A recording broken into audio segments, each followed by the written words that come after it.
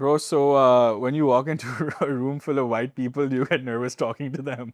Yeah, I don't get nervous talking to them. I actually enjoyed speaking to white people because it's like, who's this fun third worlder monkey?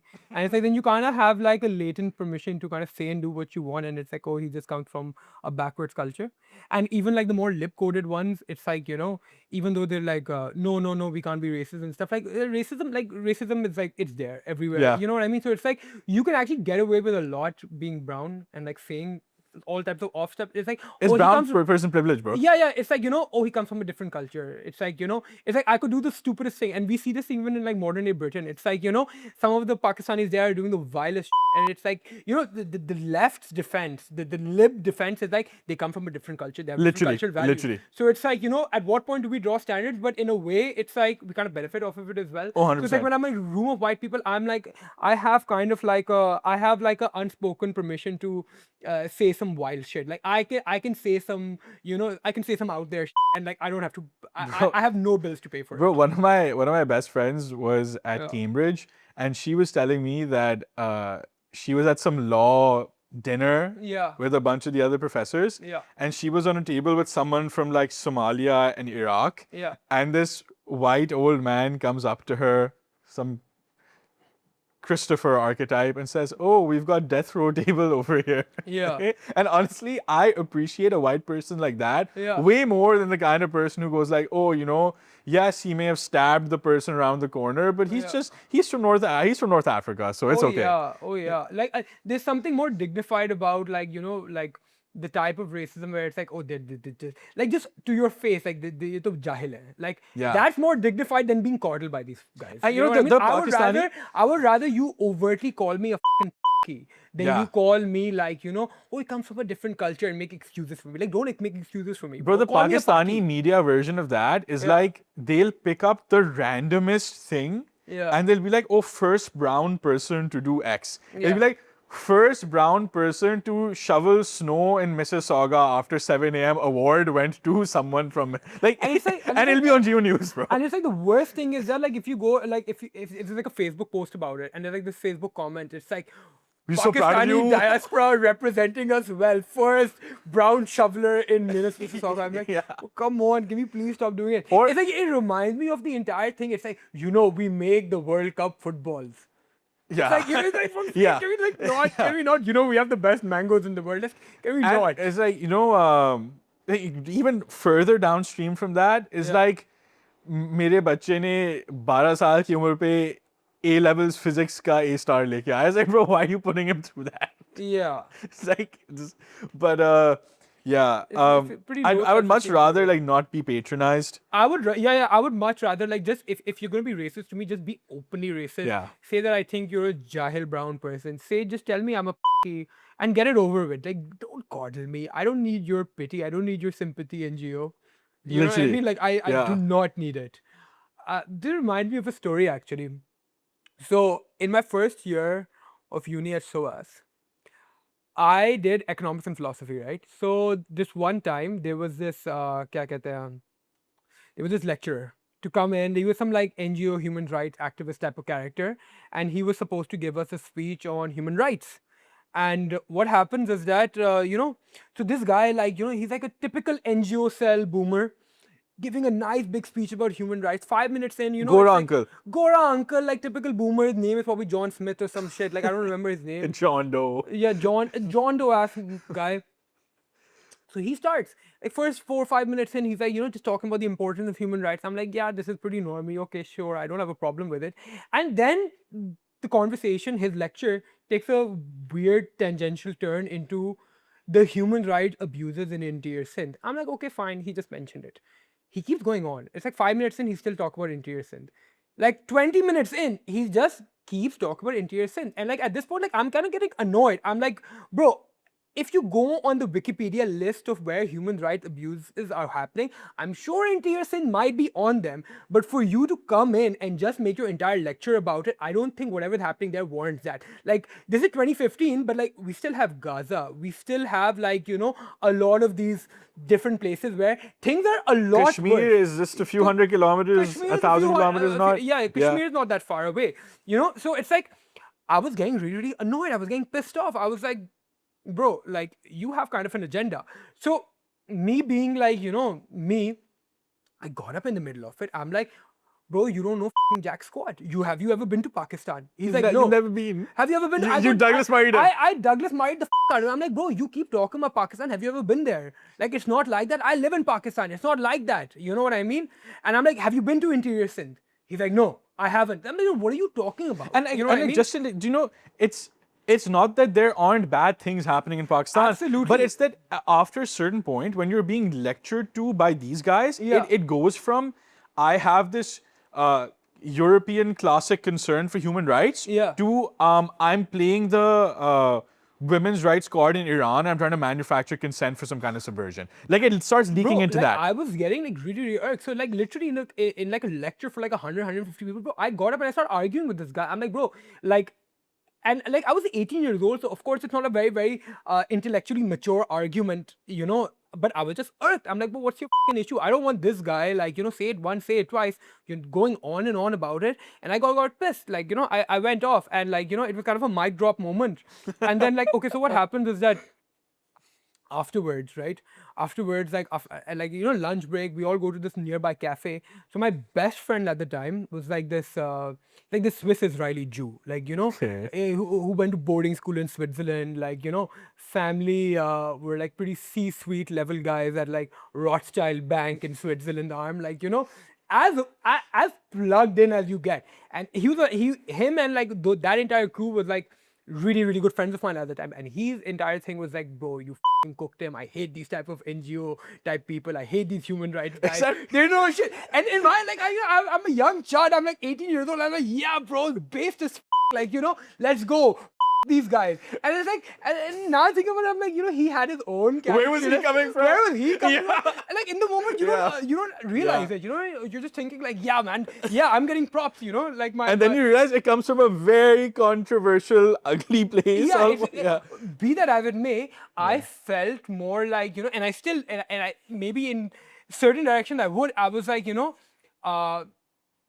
spiritually we felt aligned in a way. Like, these guys, human rights and you know what I mean? Like, not human rights, but like, you have an agenda. The weaponization of human rights, yeah, right? the weaponization of look, it. bro, there is no country with enough external concern that they're like straight up Mother Teresa-ing it and going in like, maybe that's not the best example given what we know about her now, but they're not like Abdul Sattar Eidi, bro. They're not going out of the goodness of their hearts. The EU doesn't impose like GSP plus on Pakistan because like they want things to get better in like South Punjab. Like, that's not what's happening. So at some point, like, I understand the scholarly angle is important and that it needs to be discussed in universities. But these same universities then become centers of propaganda, of subversion. And when writ large, 30,000 foot view, these are the kinds of campaigns that precede an invasion of Iraq. An attack on Iran, right? And maybe, hopefully, Pakistan is a ways away from that.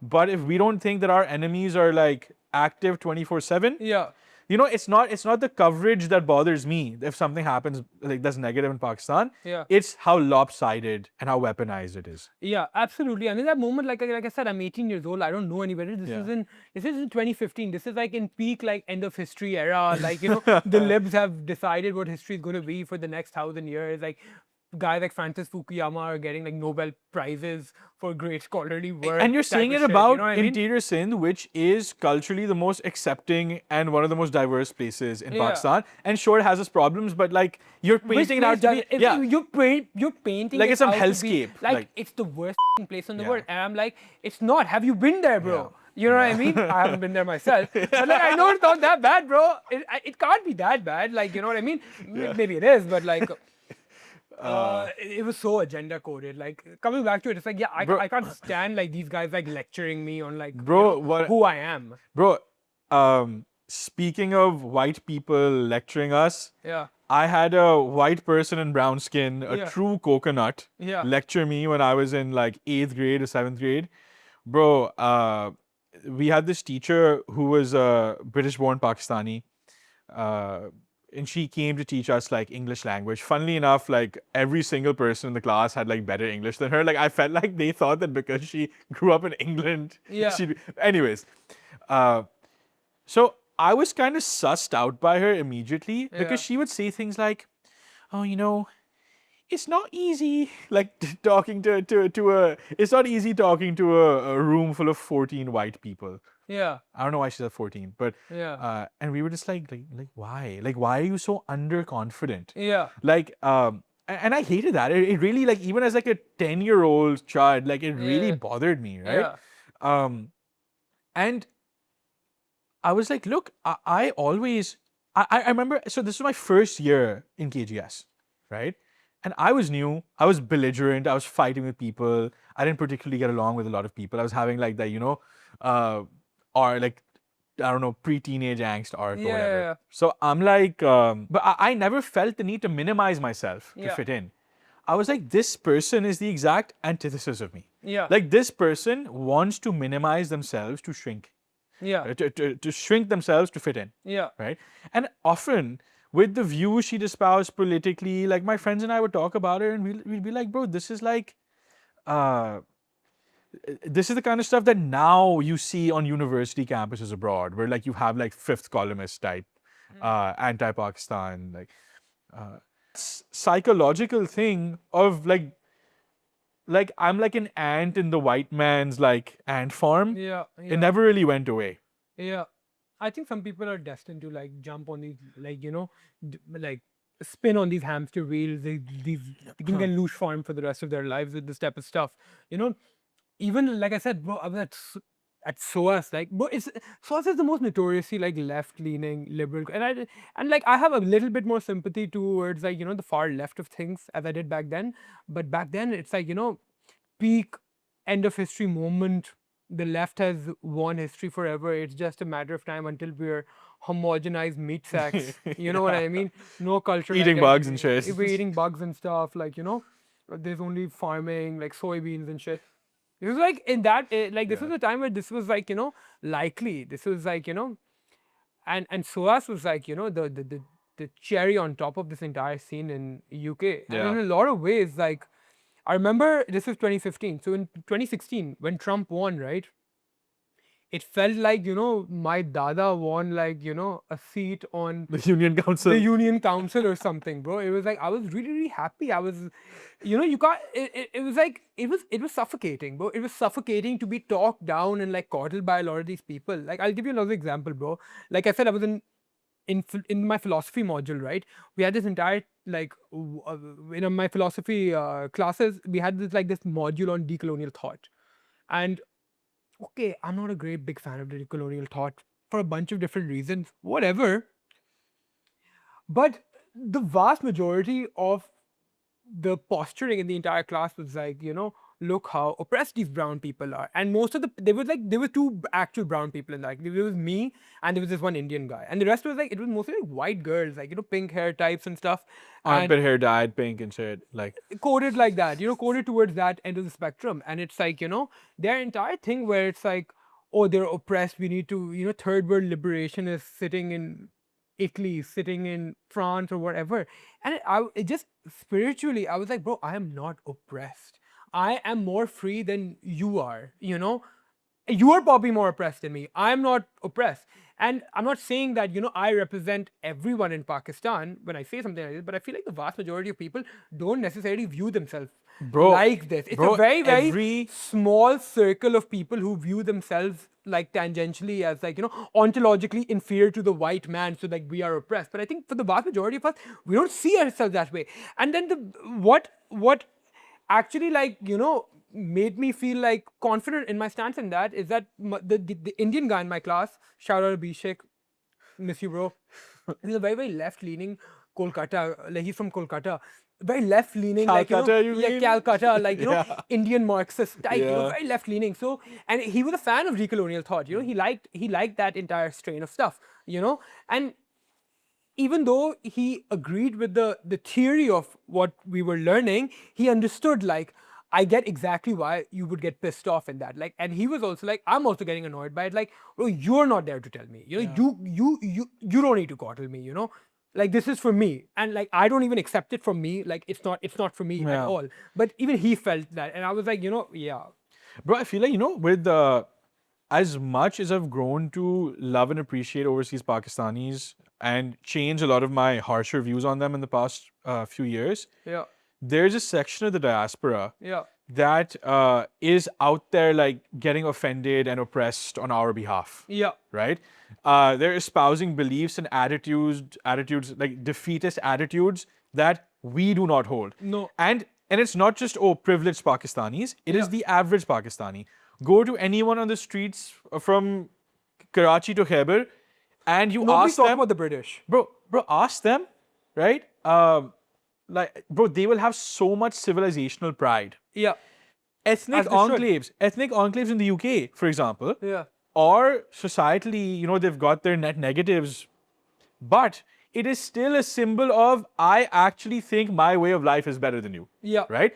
I'm not a big fan of the fact that you've got like neighborhood enforced pseudo Sharia controls, which cause a lot of issues for those communities and for us sitting back home. But they are still, in a certain way, a sign of civilizational pride. yeah, And then that straight out of end of history liberal hell coded SOAS or University of Toronto student is Yeah. going to be like, either they've grown up there and they were from a relatively affluent background or something, or they're fresh out of like a private school from Pakistan, yeah. and they're like fully like decolonial thought, like we're like intersectionalists, and these are the 3 levels of my oppression because I'm like brown, disabled, and ugly or something. I'm a sub 3. I'm a sub 5 Foyd.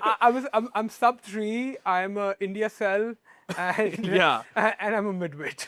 Yeah, and so in that weird way, like a billion issues that we have with the BJP government and whatnot, but like the guys who I knew in Canada who were like kind of like proud of their heritage, minus the political belligerence of the BJP, I was like, I respect that a lot more than like whatever like Congress-side defeatism is happening on the other side of the aisle. Oh yeah, absolutely. And just in terms of the broader thing with this entire like space of decolonial thought, I haven't gone too deep into it, but like just the labeling of oppressor, oppressed, wretched, colonizer. It's like, here's the thing, man. If you're gonna place yourself onto like the oppressed will always be ontologically inferior to the oppressor. You know what I mean? When you're gonna do this type of self-pitying, मैं बेचारा हूँ, मैं like, बेचारा, like, literary like masturbation. It's just decadence. Like, you don't resolve it. And like like you said, wretched. Yeah. So I'll say like, okay, like the Fanonian types. yeah, There's a lot of power there. There's a lot of eloquence there. I think some of their work is beautiful, yeah. but it is literary masturbation. It is literally masturbation. Like, how many different ways can you tell the world like we are oppressed and we will defeat the oppressor? It's like, okay, if you want to actually defeat the oppressor, you need to do civilizational work. And this is what I even love about someone like Iqbal, because Iqbal is also a strain of he's also a type of decolonial writer, but it's not coming out of like this deep space of ressentiment Yep. against the British. It's coming out of like, hey, listen, we're in a tough space right now. We are partially to blame for our own tough space. Yeah. We are intellectually, spiritually stagnant, and we need to work on it ourselves. The white man has his own fault. The white man is, the white man's culture is an atomized, spiritually bankrupt thing. So I don't even envy them. Yeah. We need to do our own work. So it's not even coming from this place of deep resentment, like, Iqbal takes accountability and then says this is the way forward. Yeah. Which is a solution-oriented way to view this. Yeah, like, absolutely. And that is actually more empowering than just saying it in 1,000 ways how oppressed you are. And It's in a far more empowering. in a more specific thing, because I think some people will respond to that, partially rightly, that, oh, no, they also present solutions. Let me also rebut that. Yeah. Right? The solutions are in their very nature defeatist because the entire mindset is. And let me be more specific, right? Yeah. If you're an indigenous person in Canada, right? Or if you're from a backwards caste in India, Yeah. wherever, if your tool to fight your disenfranchisement is some offshoot of postmodernism, continental philosophy, or any sort of post-enlightenment thought, when you could be using your own very rich history in a much richer epistemological manner. And again, in the Iqbalian way, which is not that we're not going to take anything from anyone else, but we're going to take what's good from the others while keeping our own metaphysical heritage and limits intact. Right? That's not what a decolonial writer from the tribes of Mississauga in Canada is doing. Absolutely what not. they're doing is they're using like Foucault style, like screw like, you. It's like right? it's just like it's masochistic dialectics. It's just how can I like further emasculate myself by reinforcing this oppressor-oppressed framework in a million different ways. And I don't think it's psychologically healthy because it also creates this deep level of resentment towards the supposed oppressor, which in some ways can be justified, but I still think that, But that's the origin. love cures all. That's the origin of the snowflake archetype. Because when you're so high strung, when you're so reactive and defensive all the time, as soon as someone pokes you, you will react like that grizzly bear, right? You will get really aggressive, you will start shouting, screaming, and all this into the other side. And here's the thing, I'm not even saying all of this in a way to like single out or, berate, OSPs or even Pakistanis who like this type of stuff. That's fair play. There's some good stuff here. I'm not saying it isn't, but if you actually want to do some empowering stuff, like this is not the way. This can be nice prose. This is not empowering. And like, there's no empowerment in acknowledging yourself as a victim. I'm sorry, there just isn't. What is empowering is acknowledging the incredible historical heritage that you actually have as, the progeny of, let's say, the Mughals, of the great Muslim empires of past, who ruled the world at a time themselves. But if you have Reza Aslan telling you that the Muslim world is a constructed idea, or the Western world is a constructed idea, firstly, these people do not realize how intellectually, ontologically repressive they are. You're telling me that, like you're now in a world where like, I can identify as like XYZ, whatever, but I can't identify with with my global community, which I literally profess the same fundamental values as. Right? These international establishmentarian types or these academic bureaucrats have reduced this to something so unattractive. And, when I look at like the NGO aunties or whatever in Pakistan, the reason it upsets me is not because I'm mad that they're like liberal or whatever. It's because you're educated, you're resourceful, you're well-spoken, you're well-meaning, which is why if you weren't well-meaning, you wouldn't be busting your ass in Orangi Town all day and serving the people, which they do. Right? Which they do. They're good right? people. They're intelligent people as well. But a lot of the conversation has devolved into this like anti-cultural,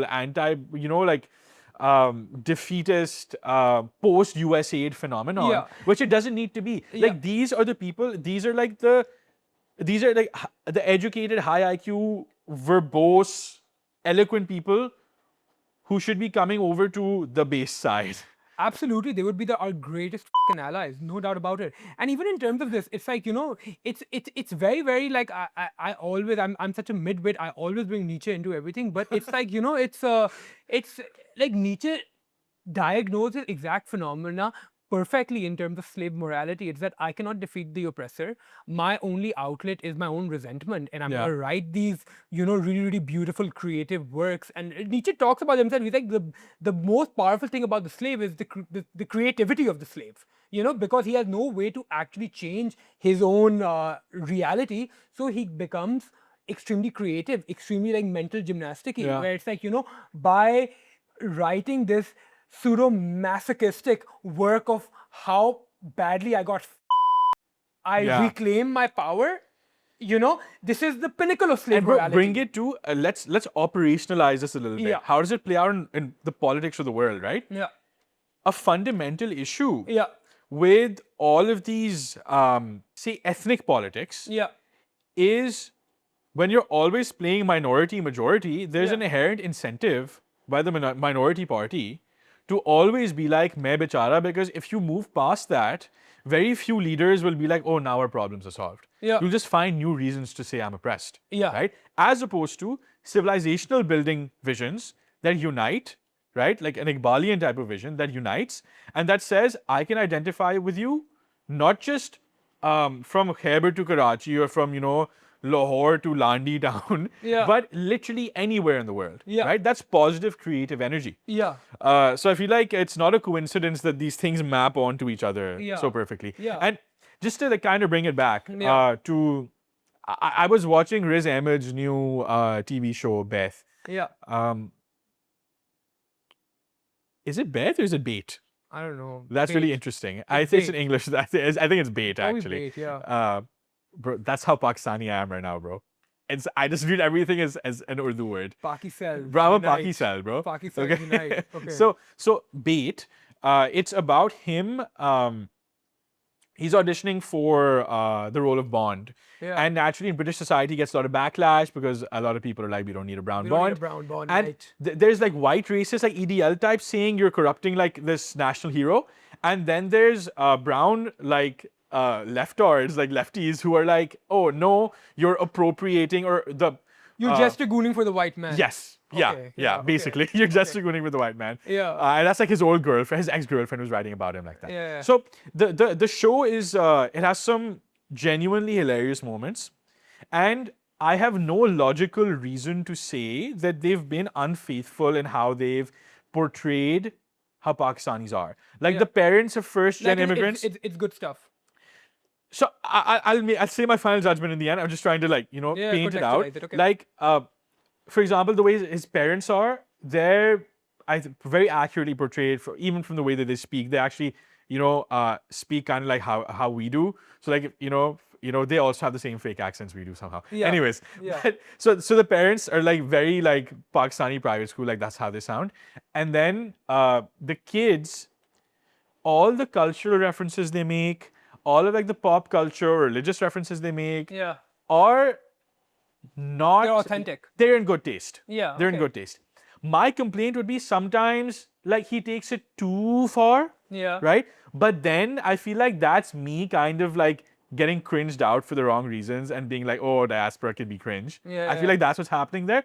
Because if I really think about it, obviously he's going to say those things because he's like in a Pakistani household. So he will be saying those things. Right? So there's like 5 levels of meta irony and it's you know what, that's kind of okay, so man. Maybe I would just say that sometimes it's a bit overdone, but it's not done in bad taste. It's done faithfully. It's not done in a performative way. And Riz Ahmed has a good track record with this stuff as well. Right? So props to him. We put him on the A list. On the tier list, we put him on A. He's still guy. He's A.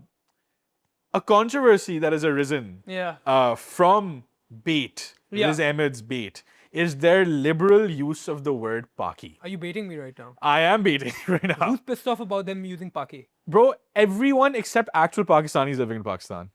Okay. Yeah. And what is the retort? What is the just rhetoric? Similar to the N-word, right? That you can't use this word because it has historically been used in the context of white British locals oppressing or abusing or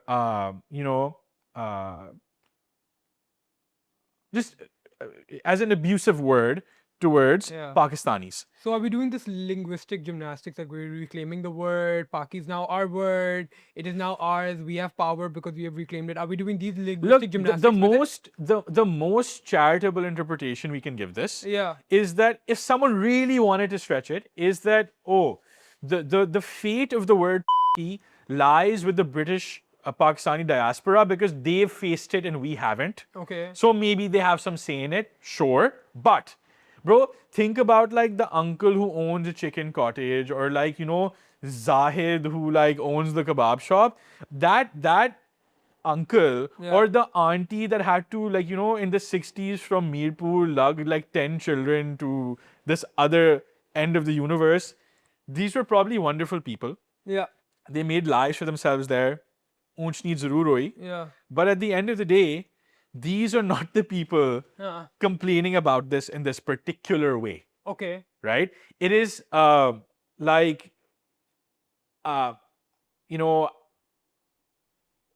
local kids who went to SOAS who are suddenly like Suddenly woke. Okay. and they're like, oh, you shouldn't like use this word with us. And I'm just like, bro. Riz Ahmed's he is a Yeah. He can use it, no? Yeah, exactly. So then what's the controversy? And just to contextualize it, even the way that they've used it in the show is, bro, it's Pakistanis using it amongst each other, or it's showed in context, right? Yeah. And you know, the way like the performative, like, I was reading this thing recently where, like, you know, people are reducing Shakespeare to like the socio-political issues of his time, where they're trying to read everything through that and not his poetry. Like, this is a TV show. Yeah. It's a thoughtful TV show. Yeah. And he's using it in context. There's nothing in that show that would make anyone come away with, I'm a white man and I should go and call this person a yeah. Right? Hot take.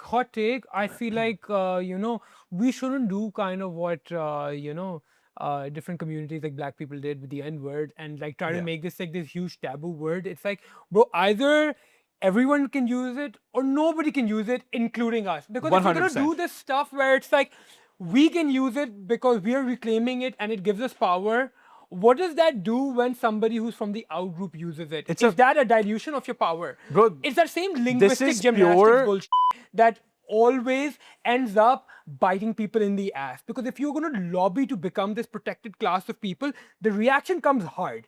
Don't ever twist it, the reaction comes hard. Today, in this moment of time, I would say that the two groups of people on the Twitter space, on all the right-wing spaces and stuff, who catch the most heat today are historically the two most protected ethnicities of, let's say, the past 20, 30 years, being like, you know, Jews and black people. Absolutely. And in different ways, but both of them are getting and they were like the most media-wise protected people. Like you and the thing is that it was always championed in our face of how amazing they are. And I think they are amazing. I think that they have made amazing art. I love rap music. I love a lot of things about the culture. But I think we stand to benefit from the mistakes they made. Like, we don't want to police this too much, because if you want to make yourself a protected class, right, eventually there's going to be a generation of people who are kind of sick of protecting you and they're going to go hard at you. No, I agree. Like, you know, you think with Gen Alpha, who's grown up on retarded like 6'7", cell,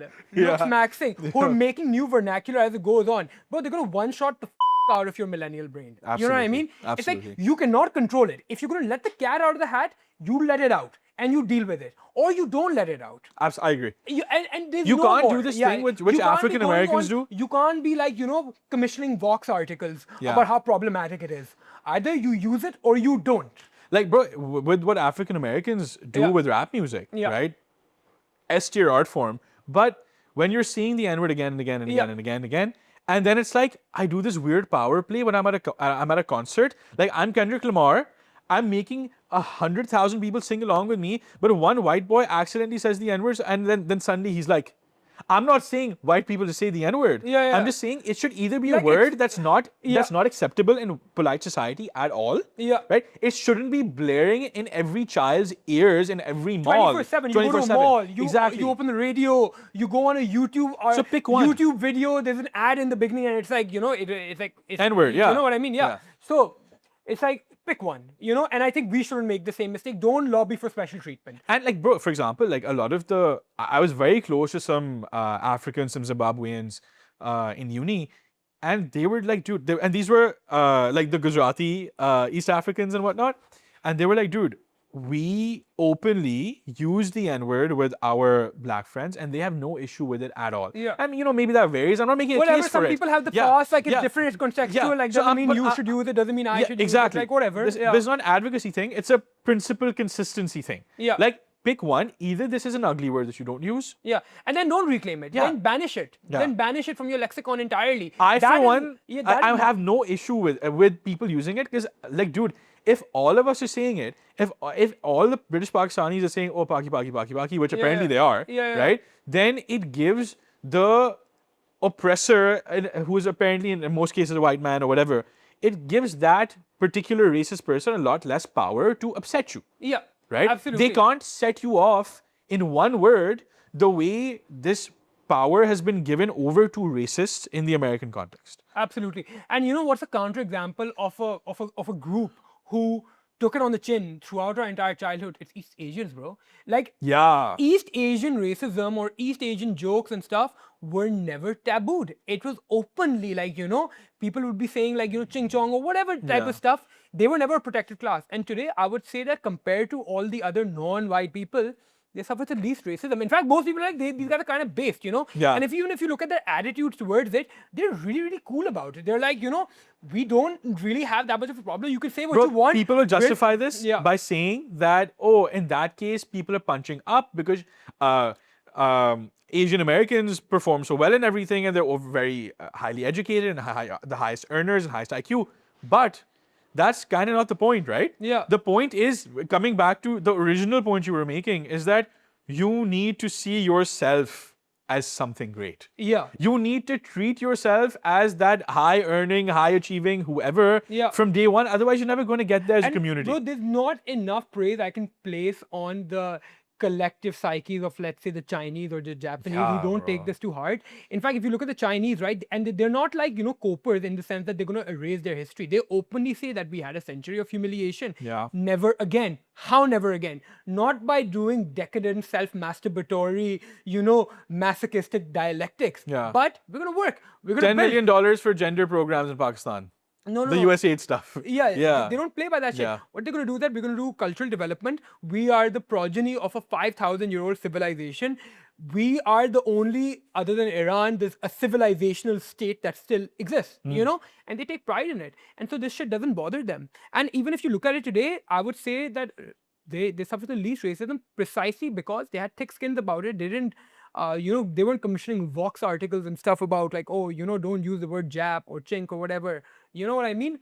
They had thick skins about it. They're fucking based. They're based as hell. We should be learning from them. And that Like, says a lot about like the fact that these people made it is not a coincidence. Absolutely not. Absolutely not. And just to be, even be more like just to kind of bring it back to earth too, Pakistanis also do really well in, say, America, right? The more recent diaspora that's gone there, and also in Canada.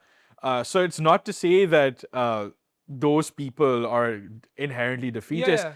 I'm not talking about like the cool uncle and aunties who like went from Mirpur or shifted recently. I'm talking about like people who, particularly that group of diaspora that have this defeatist angle. Absolutely. And I think for the most part, Pakistanis do have thick skin about it. Like how Oh, much yeah, have we yeah, been the bro. butt of like terrorist jokes at some stupid Akash Singh like stand-up comedy show. Like, We're not a politically correct culture. Yeah, bro. we don't give a fuck. And We look, say, are they I don't elder want that- generation? and I don't want that to change. More importantly, I Absolutely. don't want that to change. Continue having thick skins. You know what I mean? And bro, the uncles and aunties are for the most part great about this. Like, there's the negative angle, which like, people love complaining about and moral grandstanding on nowadays. Like, oh, auntie ne mujhe kaha tum mote ho gaye ho. Yeah. And फिर मैं 3 दिन तक मैंने खाना नहीं खाया. And like, it's like, bro, I'm not. If my parents or an adult around me ever said to my friend कि वो तो मोटे हो गया, I'd be like, oh, don't say that to him. Like, बुरा मान जाएगा. It's not a good thing. It's also not something like, this happens to you and then you go on Instagram, you're like, guys, I got sexually harassed. Yeah, like, I got sexually I got harassed by this uncle. I got one-shotted by this uncle. Yeah. Boomer person. Yeah. Mentally fragile kid. One shot. Literally, You know what I mean? so there's both things can be true. It can be unpleasant and not nice, and you can also not lose your mind over it. Yeah, right? absolutely. Yeah, absolutely. Grow thick skin. With overseas Pakistanis, it's also and Muslim diasporas, everyone abroad. It's like the calculus is very difficult. Are you a net positive or are you a net negative? Yeah. As in, you're by and large culturally in touch with yourself. You're taking the right positions when it comes to conflicts in the Middle East. Yeah. You're a significant voice there. Yeah. It's not making some big waves, but it's also not irrelevant. At the same time, as taxpayers of the empire, you fund all these wars. Yeah. Right? I'm not going to moralize over this, although there are obviously deep moral implications of that fact. Yeah. But the question then is, what is your penance? How do you make up for being party to the horrific injustices being inflicted upon the world by said empire. The counter question to that is to people in Muslim countries, to people in Pakistan, and that would be, hum to bahar baithe huए hain, we're sending you these remittances, we're structurally indispensable to Pakistan. You're the ones sitting here with all the resources in the world and a free country. What are you doing about it? And when we ask ourselves that question, not enough. Absolutely. So yeah. Absolutely not enough. Yeah. But speaking of all the Middle Eastern conflicts, have you consumed any interesting media around our current situation recently? Honestly, I'm keeping up. I watch Pravin Sawhney's videos since you put me on him. I'm watching him. I like Glenn Deason's channel. It's consistently good. He gets John Mearsheimer on. He gets a few good people on consistently. It's very, very coded onto one side. Yes. It's a bit too partial to the successes Iran is having. There's two sides to it, like with everything. I like them. But shout out to this entire network of like these Glenn Deasons, Judge Napolitano. Absolutely. And who else? Danny A. Fong. Hopefully I'm pronouncing his name right. Praveen Sawhney. And like, bro, so many more, like Douglas McGregor, all these guys, like, they're doing good stuff. Yeah. What I am more interested in, and I have been given my and yours schizo tendencies, is like, the overarching syncretistic project of mixing this with the eschatology, with this and that, with all the different elements at play. And undoubtedly, you can't knock the motion Professor Jiang has, bro. Professor Jiang, Professor Jiang, my issue with Professor Jiang is not that he calls himself a professor. It's not that, he looks like he's talking to a dummy classroom. Yeah. It looks like a dummy classroom, in my opinion. No one ever asks him questions. They do ask him questions, but they're like the dumbest questions possible. You know what I mean? Even if it's 16-year-old, I don't. My issue with Professor Jiang is that he's cooking too hard. How is he cooking so hard? You know what I mean? Do you have a history of this guy? Like, he's a Gnostic, bro. That's why. He's like enlightened and shit. These guys are onto something. But coming back to like my issue with Jiang is that he's really on the money with a lot of things, where, there are quite a few different events that he has, predicted. But what's his methodology? How is he finding what to leave in, leave out in his analysis? And broadly speaking, in broad strokes, he's been pretty on the money. He is like this neo-Nostradamus type figure who has taken the world by storm for good reason. You don't have to be, and we're not, uncritical Jiang Glazers. No. It's just that, for example, what I always think of when when he's setting out game theory scenarios, I remember when I went for my Oxford interview, they said that, yes, we want your answer, we want you to reason out loud so we can see your thinking process. Yeah. Right?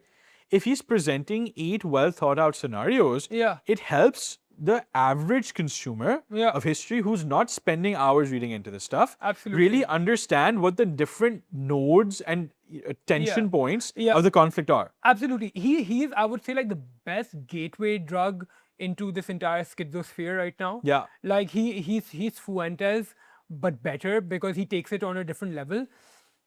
And he doesn't have to be right about everything to be valuable. And just the syncretistic of like, you're taking Islamic eschatology, you're talking about the Mahdi, you're talking about, Jewish eschatology, you're bringing in Landian theory, you're bringing in the Frankists, you're bringing in Dugin, you're bringing in all these things in a very, very coherent way. So he's like Dugin for dummies in a way. My issue with Jiang is not that he calls himself a professor. My issue with Jiang is that I want to know what his method is. It's in a way, this train of idea has always been there. Like if you've been keeping up with the schizo space, like, you had, the Alex Jones or a lot of these adjacent type of people talking about it, but nobody's ever put it as well as Jiang has. You know what I mean? I think he's doing a great job. What I did come across recently was Mehdi Hasan, the midwit manufacturing machine, having a debate with Professor Jiang. Mehdi Hasan, the master debater, having a debate with Professor Jiang. But the gotcha artist, Mehdi Hasan, bro. My God, bro. Mehdi Hasan is the king of all panotis. He is the reverse King Midas, bro. He every cause he touches goes to he is like the definition of, divinely ordained NGO approval to say something. That is the archetype that Mehdi Hassan, embodies. So Mehdi Hassan, this entire time in the interview with him, is just combative. He's just trying to get in a war with him. Like, let me try to gotcha this guy. And Jiang, the entire time, is extremely patient with him. He's like, this is what I do. This is how I do it. I'm sympathetic to what you're saying over here. Maybe you have But you're not a professor.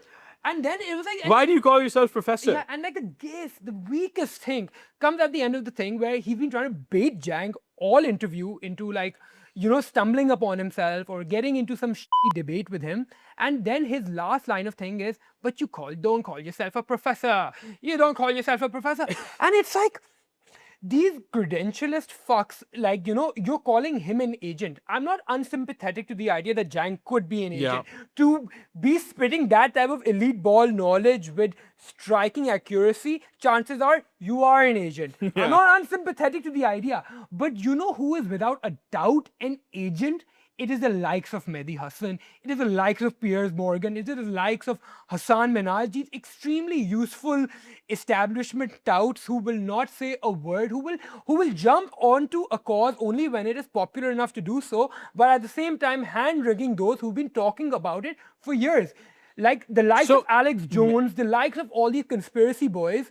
Oh, they're low IQ, they're this, that. Brother, everything they're talking about, they were talking about 10, 15 years ago. You're parroting today. So, with Mehdi, for example, in particular, for me, he's always been on the right side of issues, but that's a bad thing. In the sense that when I see you debating 20 college students for Jubilee, it's like, what was his name, Dawkins. Yeah. So when I see Mehdi Hassan debating Dawkins, right? And he's taking like this Islamic civilizational stance.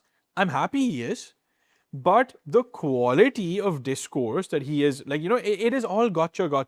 Yeah. So it is anti-establishment for dummies. It is... it is like divinely sanctioned anti-establishment. Here, if you want to be anti-establishment, like, take this. Here's a Mehdi Hassan. Yeah. This is, knock yourself out, kid. You know what I mean? Yeah. It's that type of stuff. And even in terms of,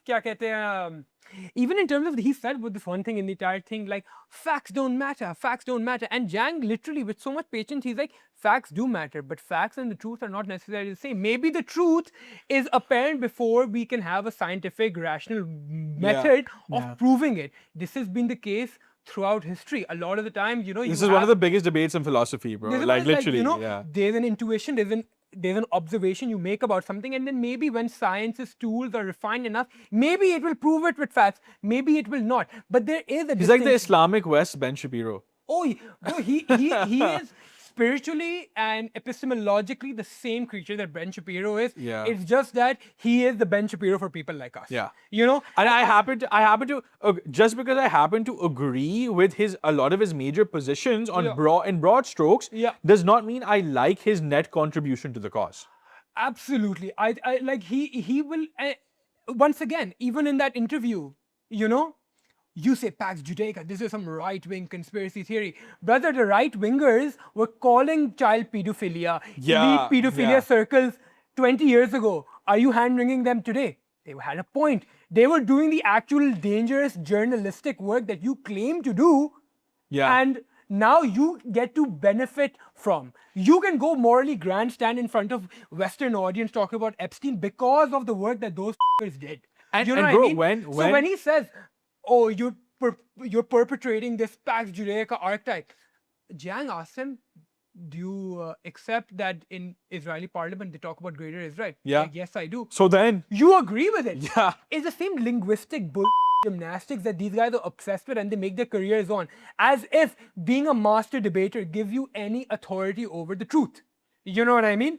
It's the worst type of intellectual dishonesty, man. And the thing with Mehdi is, for example, in that Jubilee 20 student circle or whatever that was, you crushed someone a bunch of pressed retarded him. kids. No, but he didn't even crush them, bro. There's just one moment where someone comes and presses him on the role of Israelis and Zionists, but he can't take what he is unable to take what is the average Muslim's position. He shies away. He starts doing I might shine, right? So when really pressed to it, like, the psychology behind a Mehdi Glazer is something like, oh, I'm glad at least itna to bol raha hai type. You know, it's like that. I would say, coming back to something I was saying earlier, I'm almost more comfortable with the overt Zionist racist types than I am with something like this, because this is an energy sucker.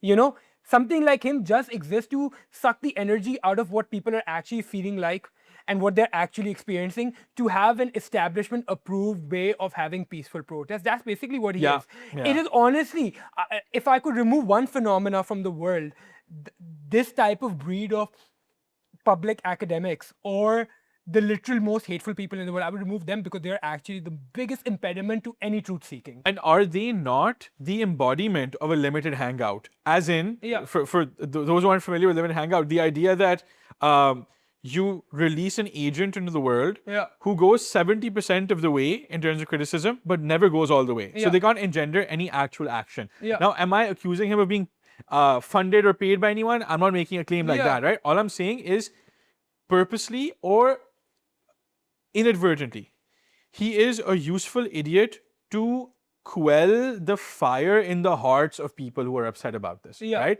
He'll do his little gotcha shtick, and then after that, it's like it's over. He's just a gatekeeper. And he's a glorified gatekeeper. We've got a Pakistani version of this as well, especially when it comes to the Afghanistan war, right? Let's talk about this in broad strokes. I won't take any names. Okay. But you know who Zaid Hamid is?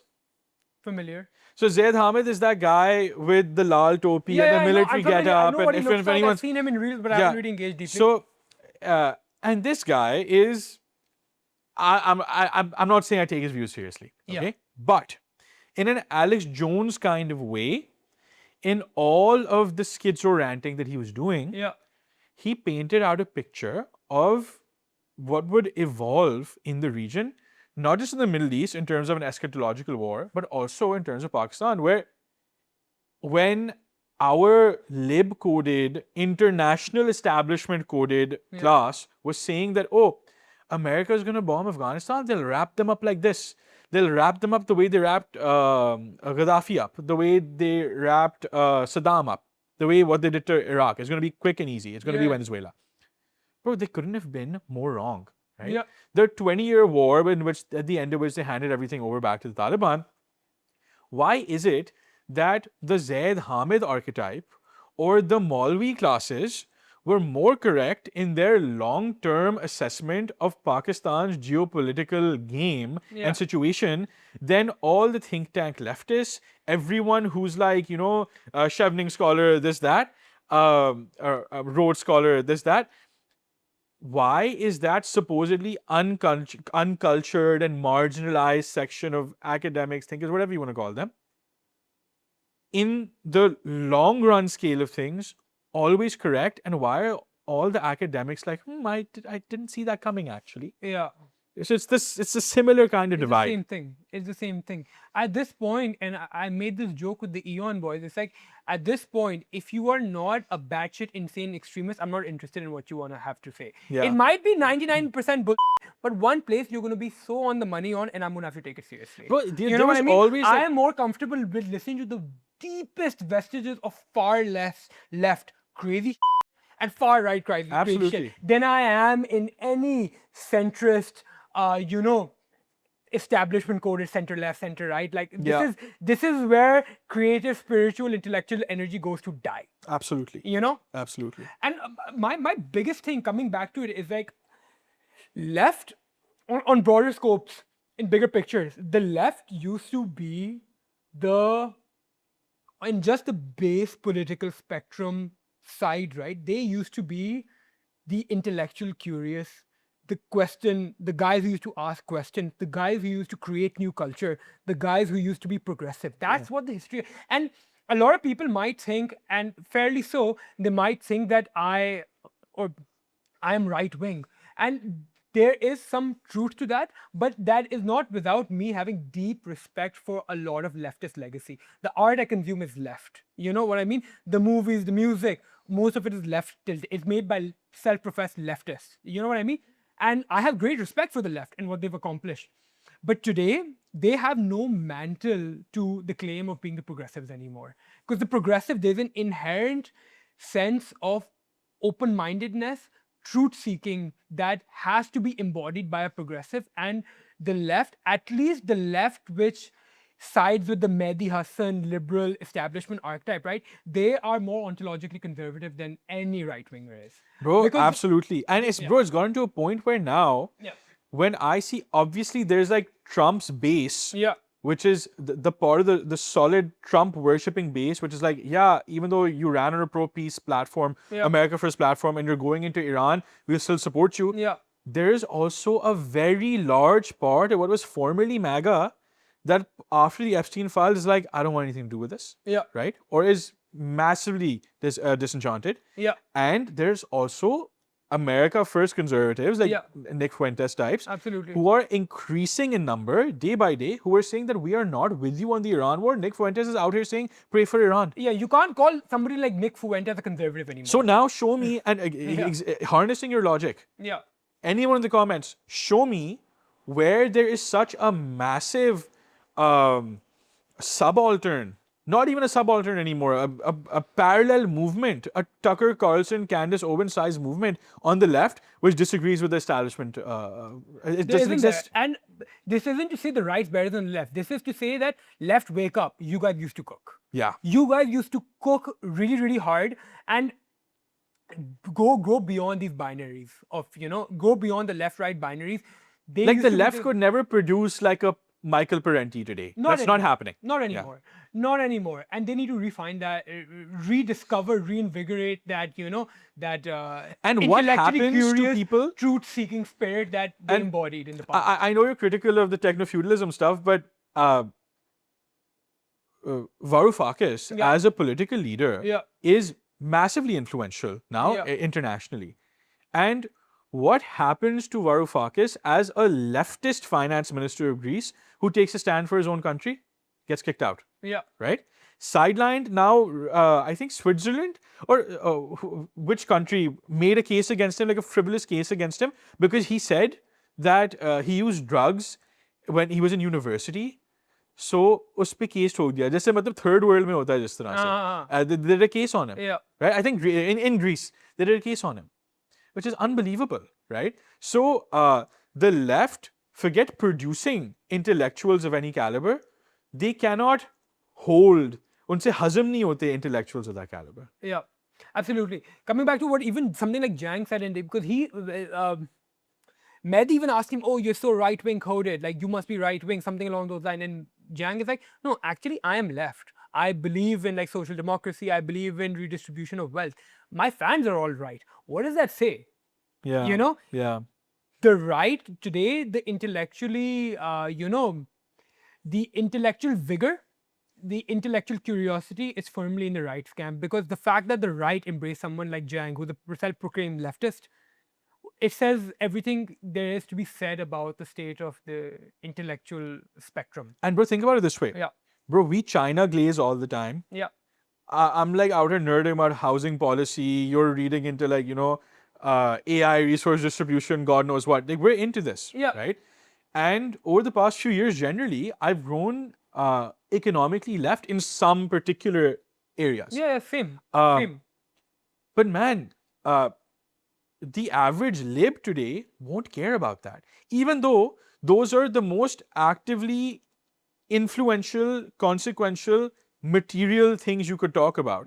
If you're talking about like redistributing wealth or housing policy, those matter most to people. Absolutely. Right? But they're going to say that, oh, because they said like two things that upset us from a cultural standpoint, these guys are like, right-wing extremists or something, and we're not going to, right-wing nut jobs, the OG burger shop label, and we're not going to, engage with them. Yeah, bro, honestly, they're the new conservatives. And they're not even conservatives in the school Rene Guénon, traditionalists, like, I want to protect this primordial tradition of goodness. They're like conservatives, like, I just want to preserve the status quo because I have a cushy gig set up in it. So it's like, bro, leftists, step your game up. You're the new conservatives. The right-wingers are the progressives today. I feel like at some point they got like too bureaucratized, and now because they're so over-organized, it's like you're in these hierarchies and you're so afraid to break them.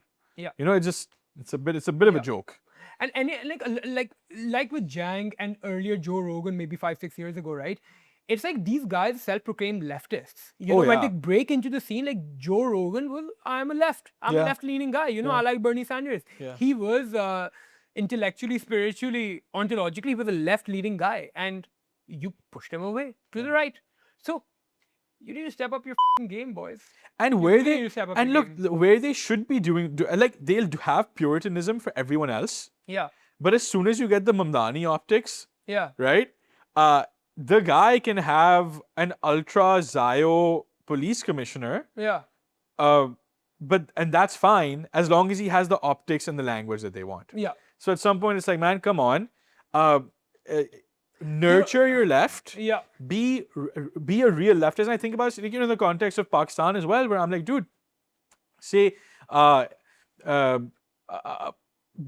the forefront of fighting against the system of interest-based lending should not just be the Islamic right, but it should also be any leftist worth their salt who says we don't need these mechanisms of imperial control, these mechanisms that create and engender income inequality in the first place, right? But people just don't. Then you'll have like some boomer NGO cell tell you, Islamic economics is not really economics. Yeah, Then they're just gonna come up, say their typical like establishment sanction. like, okay, buddy. Bullshit, As if like the switch from guaranteed returns to shared risk is not the most deep metaphysical change you could possibly do in economics. But let's not get let's not They're get into that. conservatives, bro. Yeah. They're the conservatives. Yeah. And look, while we're on the subject of interest of Sood, of this entire financial system, people don't spend enough time railing against it. Yeah. Like there is no liberation of Palestine without ending the usurious international financial system. Yeah. Right? Not really. The financiers that drool over turning the Gaza Strip into a resort. Yeah. Right? These people are the lackeys of this exact broader mindset that permeates into this financial system. Yeah. And it's not just, it's like all, like, it's like global oppression is brought to you by the JPMorganChase.com. No, the global oppression is brought to you by the interest-based financial system, powered by JP Morgan Chase. Yeah. It's like that's literally what it is. Yeah. So whether it's like acquiring the Panama Canal or like private equity trying to buy like the hair off my scalp, right? All this Making a financial instrument as to when, imagine it's a polymarket thing. When will Momi go Norfolk 4? Yeah. You know what I mean? That type of financialization. When will the burger shop go DEFCON 3? Like it's like what's happening here, right? Yeah. Everything's up for sale. GDP maxing at its finest. So there's some point that people need to realize that if you stop fighting people as much about wearing a sombrero when they're not Mexican, or like not leaving their shoes at the door, and they're so culturally insensitive, and maybe the first thing you should do as a third world liberationist is refuse to engage with this system of banking. Yeah. Right? I'm not saying it's easy, but why isn't this on your mind? Yeah. Right? I dream of being able to practically do that. Because, sir, we want to be secular, sir. Sir, please save me, sir. Sir, Mehdi Hassan and Douglas Murray, please save me, sir. And no, they're not on different sides. But they're not. That's important to know. Yeah.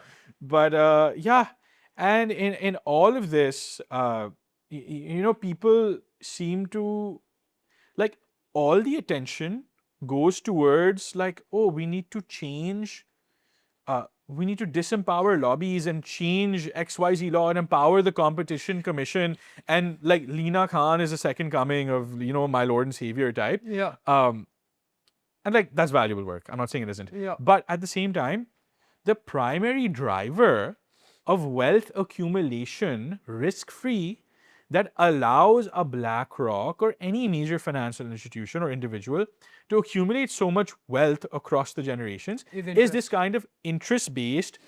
How exactly does this work? Tell me. Bro, okay, so let's broaden it. How does capital, how does interest, perpetrate and perpetuate inequality? Okay, so there's a bunch of ways. Let's broaden it. So rent-seeking behavior, Okay. right? Any wealth that you're earning massively Uh-huh. while you're not doing anything productive for it Yeah. widens this gap, Yeah. right? Because you essentially have more hours in the day. Interest, in particular, is giving you guaranteed returns. Yeah. And the bigger you get, the Yeah. cheaper you're able to borrow. And the cheaper you're able to borrow, the arbitrage between the return you're getting on a project and the lower rate that you're borrowing at is that advantage that you'll always have. So if you're Walmart and you're borrowing money at 2%, but like a mom and pops is general store is borrowing money at 5%, they could both make 12%, but Walmart will always over the years accumulate a lot more money than it is otherwise. Yeah. Right. And what about the cost of loans for both of them? Like the loan cost. Exactly. And then from why are the banks so powerful? Yeah. Is because every time there's inflation, they'll say, oh, raise the interest rates. Yeah. And then the bank sits there and Pakistan may as high as 22.5%. Yeah. They earn that money doing It nothing. reminds me entirely of like, that boomer uncle archetype in Pakistan where it's like, we must end feudalism. Great. Yeah, sure. Why not? And give the control of everything over to the banks. Yeah. Like, you know what I mean? Yeah. And how exactly You does know that what I mean? happen? That happens because right It's now, like the same people who hate Vaderaism and feudalism are like Take my the mortgage. biggest glazers for the financial system. Yeah. The typical boomer economist, Pakistani coded, like that type of character. and just to like, bring it back to earth, because you explained it in a very high concept way, Yeah. is what you're seeing is Vadera owned 100,000 acres versus X bank was 100,000 acres. Great. That's it. That's a Great. trade-off. Itna advanced ho gaya hamara Yeah. financial system. Yeah. Nare lagao. It's the same thing. Yeah. It's the same thing. It's just the most new form of slavery. It's more sophisticated and it has the garb of meritocracy because banks is such corporate and fine institutions. Yeah. It's got the thumb of approval of the free market. The free market. Yes. The market logic that determines what's right and Bro, what's the central bank said so it must be true. Yeah, and the market is always right? Yeah. And the market is currently saying that we have an exorbitant demand for over-the-top Desi weddings as if we're in some stupid fucking Bollywood musical bullshit movie. So, by the logic of capital, it must be right. This must be the right thing to do. All thumbs up to big fat Desi weddings, right? And for me, if you ask me if there's one of the most underrated corrupting forces in our modern Pakistani societies, right? It's the big fat Desi wedding for a bunch of different reasons. The Bollywood shadi. The Bollywood shadi needs to end. And bro, according to capitalist logic, Yeah. right? Because showing it off and beaming to the world how expensive your joda is or your shadi It's pictures. so aspirational. It's going to motivate more Exactly, people to buy. exactly, and that's a good Capital has thing. its own logic. Exactly, That's amazing. exactly. How about you spend half your year's salary on some jora? That would be a very productive Bro, use of your and money. bro, the your overall- neighbors better think you have money. You have to keep up with the Joneses, right? Yeah. Otherwise, what ontological worth do you have as a human being if you're not wearing that Bro, shit, bro? the if you don't amount got of that shit people, on. the amount of people in Pakistan, people are less transparent about this. Yeah. But there's a very big common phenomenon in South Asia to be borrowing heavy amounts of money for your son's or your daughter's wedding. Absolutely. And here's the thing. What I want to tell, the haves, the people who can afford these things and the people who are the financially privileged, right? Boys, yes, you have money, but you also have a great responsibility in the sense that your cultural attitude will always run downstream. The cultural attitude that you internalize and that you Absolutely. show that you value, right? It's not happening behind closed doors anymore, brother. We are living in a very, very technologically open society. And when you want to beam it to the world with your corny punny hashtag, and your over the top wedding photography that's being beamed onto pages with 400K followers, right? You're not just performing for the rest of your little elite circle. You're performing for millions of more people who are internalizing that exact attitude. And you might be able to afford it. Maybe they can't. But I'm not even going to moralize it too much. because that's a consistent theme that I've had in my analysis. Morals, gay. I'm not going to moralize it too much. What I will say is that I will leave it to the authority of one of the greatest historical minds ever, one of the greatest historians ever, the greatest, the guy who made social sciences, Ibn Khaldun. What does Ibn Khaldun say? When is the society most likely on its A downturn? decadent elite. When your elite get decadent, when they're not interested in really creating culture, high culture, they are more interested in luxurious spending. When they're more interested in, material decadent pursuits, this is almost always associated with the fall of an empire. Look, and maybe this is even beyond what any one person changing or even everyone changing is beyond. Maybe civilization have a soul of their own, and this is just like a stage 4 cancer. It might very well be, but don't take my authority for it. Don't take it on my authority. Take it on one of the greatest historians ever. This is a very, very dangerous sign of where our society is going, when the things that are being celebrated the most are base displays of wealth, luxury, decadence, without anything aspirational more than the material, show off that it represents. It's really gone too far. Like, I have been privy to conversations in recent times where, like, a couple of girls talking again amongst each other. Oh, her husband couldn't even buy her like XYZ designer, like name dropping them, and then be like, no. Actually, he had a pretty good budget. His budget was like 25. So that's decent. That means he cares about his wife. I was like, bro, what hell have I descended into? And why is this, like, why am I the only one in this circle of people who kind of clocks how weird this is? Right? It's become way too normal. We have lost our conscience as a society, and that's not just saying like the typical mid-witted politics bad, this bad. It's like on the private levels as well. I don't see culture building. I don't see like a truly like in the past, in the Greek societies, in like even the Abbasids that we speak about, the elite, the aristocracy were characterized by intellectual, cultural, But they were spiritual pursuits. competing in opening houses of wisdom. Yes. What the average Joe hears about the Abbasids is that, Al-Mamun started his house of wisdom, and So then the Barmakids did as Exactly. well, and then the Buyids did as well. They were all competing with who can have the most culturally invigorating status among society, not who can throw the most stupidly lavish wedding. Yeah. Like, in a way, like bring we're back on some proper like roaring 20s, like decadent Gatsby shit right now. Like it's gone to those proportions, and There has to be a reaction. In fact, if it's kind of worse, because I would imagine the gap between the poor in 1920s industrial America and the oil barons, Yeah. it was pretty similar to where we are right now. Yeah. Like it's The kinda reaction is scary. going to come, brother. It's The scary. reaction is going to come. I do think a lot of younger people are getting very, very sick and tired of this entire, charade. But yeah, this is where I will say I am an accelerationist. Let's accelerate the end of this bullshit. Let's have the biggest, fattest Desi wedding possible, so that there's like, it gets mobbed, and then after that, people are like, okay, maybe we shouldn't do this anymore. Yeah.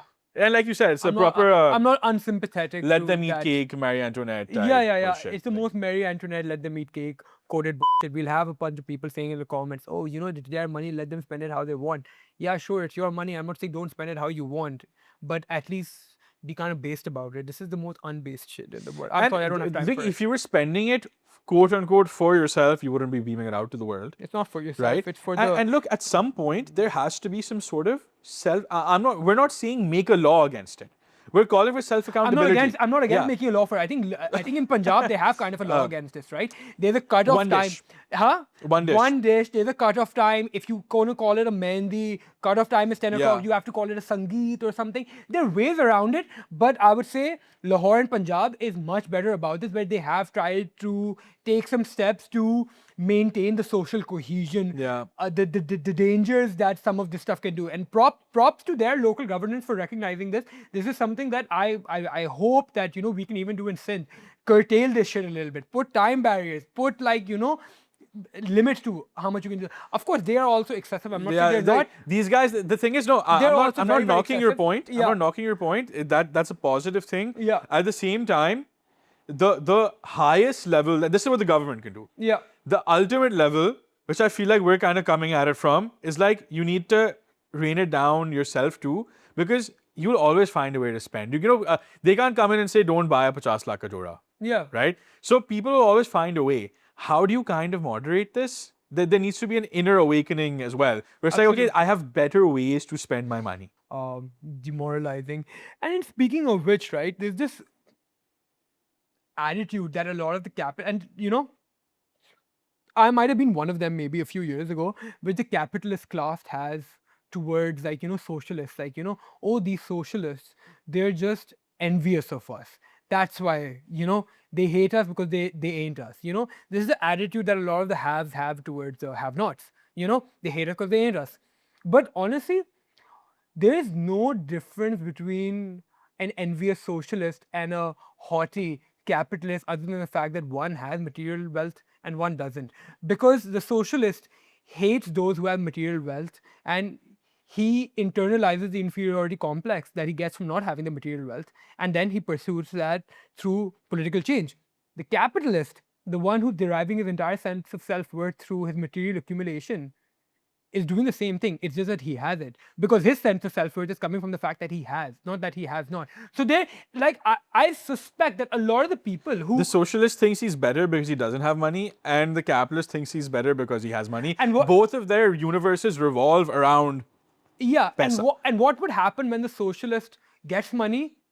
He will become the capitalist. And what would happen when the capitalist loses his money? Because his sense of self-worth is coming from that money, he would become a socialist. So it's like Lizzo discovering Ozempic, nah? Yeah. She's all like, she's body positive until Ozempic comes. Yeah. You know what I mean? And So I would say, spiritually, the base capitalist and the envious socialist, they're one and the same thing. The only difference, the only dividing line between them is one has and one doesn't. Money is still their god. Watch how fast a capitalist turns into a socialist if he loses his money.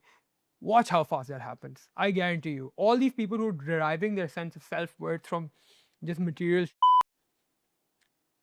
when you say capitalist, I actually think there's an insight there as well. Yeah. Which like is this that is this is a non-Marxist critique of capitalism. Yeah, no. You know what I mean? And the reason particularly calling out capitalist is important is because someone who's entirely self-made and does actual productive business activities, that person, if they fail, they know how to get back up again. But the rent-seeking, parasitical, lobbyist capitalist, he will not be able to do that. He only knows how to corrode, how to extract, how to... He will become a socialist faster than I can drop this vape on the ground if he loses his money. And so I feel like we don't even need a segue for this because we're talking about Allama Iqbal all the time. Yeah. But another little thing that I was talking to a colleague at work. So the colleague at work asked me, wouldn't it have been amazing if Allama Iqbal had lived to see the creation of Pakistan? And I started to say that, oh, of course, because that's the natural instinct, right? But obviously there's a divine plan and everything. Yeah. And I thought about it from a dispassionate historical perspective. And Allama Iqbal being around in the very highly political, give and take, realpolitik creation of Pakistan, maybe would have fractured the kind of unity you see around him in the Muslim world today. Yeah. Right? And in Pakistan as well. So yes, one aspect of Iqbal in terms of his poetry has been co-opted by the Pakistani state in a mostly positive way. But there's a reason that Allama Iqbal is hot in international progressive Islamist circles. Yeah. Right? Or that his poetry is universal. Yeah. Right? And I don't know what his fate would have been. Say Allama Iqbal's around in 47, right? He's too big to not have an opinion on the Pakistan of the time. Say he's around in 1971. He's too big to not have an opinion on what's happening in 1971. And if he takes the pro-Pakistan side, he's suddenly not a pan-Islamic poet anymore. Yeah. and he's taken the side of the oppression. And if he takes the side of what eventually became Bangladesh, which was East Pakistan, he's suddenly not the poet of Pakistan anymore. Yeah. Right? And again, obviously, all of this is counterfactuals, all of this is wargaming. Yeah. But I'm just thinking about it that sometimes there is beauty and there's divine beauty in timing and in plans. Legacy. Yes. And in an abrupt end, maybe Iqbal was left this way, and this is all obviously speculation, but his story was left incomplete for the scions of the project for Pakistan, that when the time was right to finally complete, right? Not in those turbulent initial years where there was so much, like people aren't like, they're pro Liaquat Ali Khan, anti Liaquat Ali Khan. There are people that call Liaquat Ali Khan a traitor. Yeah. Right?